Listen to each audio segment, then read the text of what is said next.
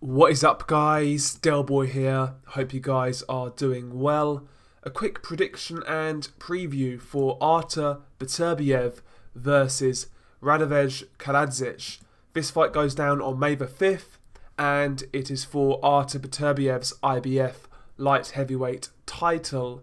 Now, for obvious reasons, this fight has gone under the radar because of Canelo Alvarez versus Danny Jacobs. But I still believe this fight is semi-interesting. We all know about Artur Beterbiev. He's the IBF light heavyweight champion. He's unbeaten in 13 fights. He's got a 100% knockout ratio. He's a monster puncher, great amateur. We all know about Artur Beterbiev. But Kalajdzic is a bit of an unknown quantity. It's hard to tell how good this guy really is. And that is what draws me in to this fight. We will briefly talk about both fighters and their attributes and stats, and then we will get into the breakdown. Artur Beterbiev is 13-0, all 13 of his wins coming by way of knockout, whereas Kalajdzic, his record is 24 wins, 1 defeat, 0 draws, 17 of those 24 wins coming by way of knockout. Artur Beterbiev is listed as 5'11.5" with a 73-inch reach, whereas Kalajdzic is listed as 6'2" with a 76-inch reach. So Kalajdzic is 2.5 inches taller with a 3-inch reach advantage. So Kalajdzic is the taller, longer guy. And based on the styles of both fighters, that could play a part in this fight, but we'll get into that later. And despite Kalajdzic having more fights, Beterbiev is more experienced. He had a more extensive amateur background, and as a pro, he's fought better competition. So read into those stats what you will. But the style matchup is fairly intriguing.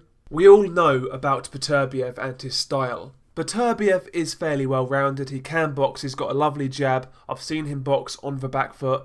But his MO is to come forward, apply pressure, counter on the front foot, and try to knock you out. Beterbiev is aggressive by nature, and that shines through in his pro style. He's going to be coming forwards, trying to take Kalajdzic out. And Kalajdzic, his style is more of a boxer from range. He's got a good jab. He's got good feet, good long right hand behind the jab. And he fights in a nice rhythm. He's a decent counter-puncher, and he's got solid fundamentals. And also, Kalajdzic himself has got decent power. 17 knockouts in 24 fights. That's nothing to be sniffed at. Kalajdzic can punch, and he's got solid fundamentals. And Kalajdzic's style potentially could give Beterbiev problems. Like I said, he's a long boxer, keeps behind the jab, and he's got decent power. Beterbiev has kind of shown vulnerabilities to that style in the past. I mean, you can go back to the Jeff Page Jr. fight where Beterbiev kind of struggled to get his range early on, and Beterbiev also got dropped in that fight. Maybe Kalajdzic's style, his quick feet, and his longer reach could give Beterbiev problems. It's going to be interesting to see what happens if Kalajdzic goes on his back foot, pops that jab, and tries to counter Beterbiev coming in.